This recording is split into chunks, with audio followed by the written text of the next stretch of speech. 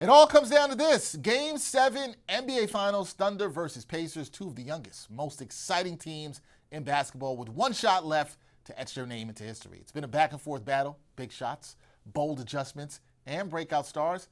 Now, 48 minutes will decide everything. Question to this: can OKC cap off their meteoric rise with a championship? Or will Indiana, behind Rick Carlisle's leadership and a resilient, gritty core, finish the job on the road? To help break it all down and preview one of the most anticipated Game 7s in years is my guy from True Hoop, journalist and podcast host, Gerard Hector, joins me now. Gerard, what's going on, my friend? I'm good, Dex. What's happening? The two greatest words in sports, Game 7. Is that what they say? That's what they say. I love a Game 7. I like that the NBA season gets to end on a Game 7. There's been a lot of basketball. We probably need a break from some of it, but Yes. and the off season's coming up. But it is nice that 48 minutes gets to decide who's going to be the next NBA champion. And Gerard, Game 7, as you just mentioned, NBA Finals, doesn't get any bigger than this. From a legacy and league-wide standpoint, what's at stake for both the Pacers and Thunder heading into this decisive Game 7? Well, it's a couple of things, right? It's the announcing and the announcement of a new team and a new blue blood or upper echelon to the NBA, right? I mean, over the past 20 years, we've seen the Warriors, we've seen whatever team LeBron's on, we've seen the Celtics, we've seen the Lakers, right? Like those, the Spurs, right? Like those have been sort of your teams that have been winning these championships. We had a couple, randoms in between there. Toronto won one, right? But because of the, as you mentioned, the youth in with both of these teams. Is this the beginning of a dynastic run for either of these two teams? So I think we have an opportunity here for the beginning of a dynastic run. Again, also assuming that health and everything continues to work out in these young teams' favor. This is a question. It's not going to make the Knicks fans happy, but we got to talk about the Pacers here because after being down 3-2, the Pacers, they responded with a dominant Game 6 win. What stood out to you the most about their adjustments, and did they find something in that game that could swing Game 7 in their favor? Well, one, it was desperation, right? And the team that is down and about to face elimination, particularly in the NBA Finals, is always going to come out with a level of desperation and urgency. That's not to say that Oklahoma City did not come out with the same level of urgency. They did at one point, if I'm not mistaken, have an 8-point lead, right, in that first quarter. So it wasn't they didn't come out well. I think that the Indiana got on a roll defensively, and that adjustment they made was instead of having Andrew Nemhard pick up Shea Gilgeous-Alexander full court and literally follow him around everywhere, they chilled on the full court defense, but sent more help at Shea and from random places, not preordained, not predictable places, kind of allowing the defense of Indiana to read and play off each other and make it more helter-skelter in that way. And that forced Shea into 8 big turnovers in that game, right? And that caused a lot of extra possessions, particularly early when Indiana built up that lead. So that is something, yes, that they can go to again.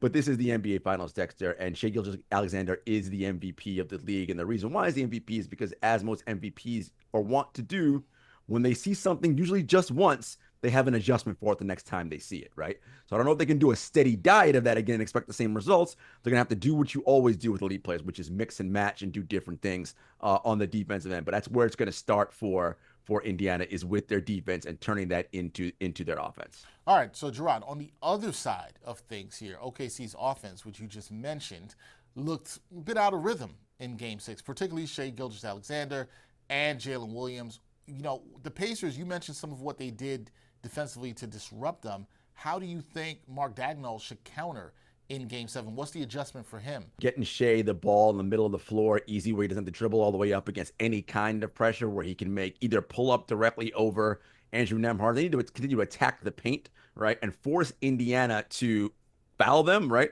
Where Oklahoma City's at its best is when it's putting the other team in pressure and into foul situations, because then that limits how handsy and how physical they can be defensively, right? That's not to mention for Oklahoma City, the reason how that way their offense gets well is by turning the ball over and getting out in the transition. They did not get a lot of turnovers in Game 6, and were not able to get out in transition and run, right?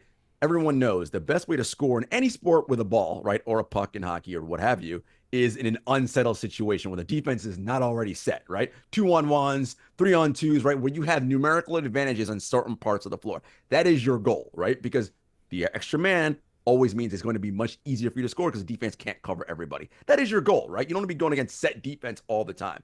So again, if you are Oklahoma City, you have to find a way to turn Indiana over, right? Get Halliburton, get McConnell, get these guys who handle the ball to make Ben Mathurin when he comes on, get these guys to make mistakes. And when you're digging down on players like Pascal, don't make the help where it's coming from so obvious where they can read, right? Disguise, stunt, do pull out a little wrinkle. Again, it's game 7. You don't have a whole lot of time to install anything new, but there are little subtle wrinkles you can do, stunting, different things like that, just to cause a little bit of hesitancy and pause, right? And so when those jump passes that Tyrese makes are now all of a sudden in no man's land, that's a pickoff. Now we're racing the other way. Yeah, and they were not able to force those turnovers. OKC, that is, the Pacers only with 10 turnovers in game 6. So we'll see who's able to win the turnover battle in game 7. Now, look, we've seen historic game 7 performances in NBA Finals history. LeBron James, he comes to mind in 2016. Who's the most likely candidate on either team to deliver a game 7 legacy performance this Sunday night? Legacy games. Legacy games. You know, we the NBA discourse loves legacy games. Whose legacy is on the line? Which is why I had to bring it up to you of all people, Gerard. And legacies are on the line. Because of course, as though you say that tongue in cheek, no one's legacy is on the line. It's a game that you're trying to win an NBA championship. Period. End of story. Now, the easy answer would be Tyrese or Shea, right? Because of who they are. I would say Andrew Nembhard is someone to keep an eye on. He's a player who is all defense this year. He's one of the elite players in the NBA. You know, people got to stop thinking about Indiana as some like dark horse, sleeper, not supposed to be here type of team. I heard Draymond mention that Indiana's not supposed to be here. Like, and all respect to Draymond, but since January, Indiana, record-wise and net rating, was the second best team in the NBA behind Oklahoma City, right? So I don't like this idea of like they're not supposed to be here. Like, it's just silly narratives that people like to bond onto for whatever reason.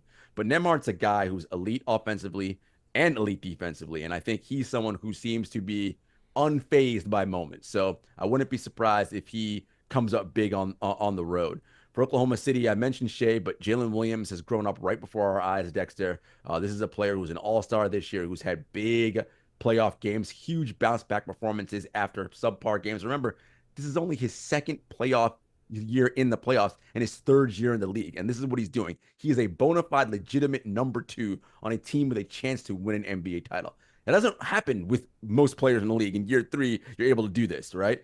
Chet's struggling a bit, so that's going to be a problem for them. But hey, this could be an Isaiah Joe game where he hits a bunch of threes. That home crowd may make a big difference for Oklahoma City. Yeah, I think oftentimes we think about the stars as the ones having these so-called legacy games, right? That I was saying tongue-in-cheek here. But could also be these role players. Could be a player, like you mentioned, like Chet Holmgren, who's been struggling throughout the series in terms of shooting the ball. Maybe he steps up big here. Somebody else is going to have to step up big beside the expected stars, and I think that's something for people to watch here in Game 7. Now, we talked about this at the top, Gerard, because these are two young teams built largely through the draft, developing from within. What do you think that this matchup, which I get it, some people were scrutinizing before this started, right, about this finals maybe not being good or being boring, but I've talked to you a little bit about this offline, and I'm curious as to what you say here. What do you think that this matchup that we saw here between the Pacers and the Thunder says about the future of team building in the modern NBA? I mean, if NBA owners and GMs do not see what is right in front of them watching these two teams, then I don't know what to say. We've got a lot of dumb owners and GMs in this sport. Like, what's going to happen, Dexter, is a lot of teams are going to convince themselves that, well, Indiana went to a Game 7 of the NBA Finals, and they only have one superstar in Shai Gilgeous-Alexander. They have a bunch of quote-unquote role players. They will say the same about Oklahoma City. SJ is the MVP, but the rest of those guys are just role players. If we get two superstars next to or together or whatever, we can beat their one. And I think that is a faulty premise, and you are missing the forest to the trees. The reason why Oklahoma City and Indiana are in the NBA Finals is because of their depth and because the profiles of the people on that team fit around their superstars. And their superstars and their top players, their starting unit, have come to the most important portion of the season, which is the finals, the playoffs and the finals, healthier than anybody else in the NBA. That is why they're there. They're good and they're healthy. The NBA season and the playoffs is a war of attrition, okay? The people who win tend to be the healthiest at the end. You cannot be healthy with a roster of 3 superstars and 9 dudes who you don't like, who can't play because you don't have any money because you spent them all on your top 3 guys. Hello, Sea Phoenix Suns at all, right? That is not the route to go. The route to go is to build quality depth. Go 10 players deep. You see it. Both these teams in these finals, Dexter, going 9, 10 deep. When was the last time we saw teams do that? No, it's a new day in NBA in terms of that. You got to have the depth. I think that speaks a lot about what we've seen with the final 2 teams standing, and we'll see how the depth works out for whoever's the final team standing. And that leads me to prediction time here, Gerard. Who wins the 2025 NBA title on Sunday night, and why? And also, what's the X factor that swings Game 7 one way or the other in your eyes? Oh man, Game 7 is essentially a coin flip, right? Where it's an even series, right? That's the definition of a 7-game series. It was evenly matched, right? Look, I'm going to give Oklahoma City the edge. 1, being at home. 2, they have been the better teams all season long and slightly better in this series. Slightly. And by the hairest of razor thin margins, they've been better.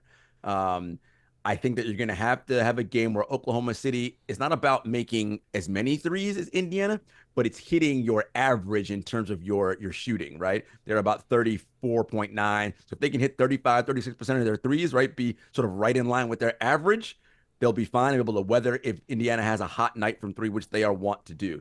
But I'm going to give Oklahoma City the edge at home. I think they're going to get on a little buzzsaw and on a run. And I do think some of those other players, not Nembhard per se, I think he's great, but those other players on Indiana, not able to deliver quite as well. Like TJ McConnell had great games so far. Maybe he doesn't do so great on the road in a Game 7. Again, not because the moment's going to overawe him, but because there's a reason why he doesn't do this every game of the year. So he'd be a starter and he'd be making $50, $60 million a year. He does it for a reason, right? So maybe he comes back down to earth a little bit more. All right, we will see. Gerard picking Oklahoma City to win the title in Game 7 on Sunday night. It's going to be a fun one. 48 minutes to decide the 2025 NBA champion. That is Gerard Schechter. Check him out on True Hoop, doing a great job there. Gerard, enjoy Game 7 and then the little bit of break you have before the draft starts and the rest of the offseason. Enjoy, man. Thank you, my man. You too.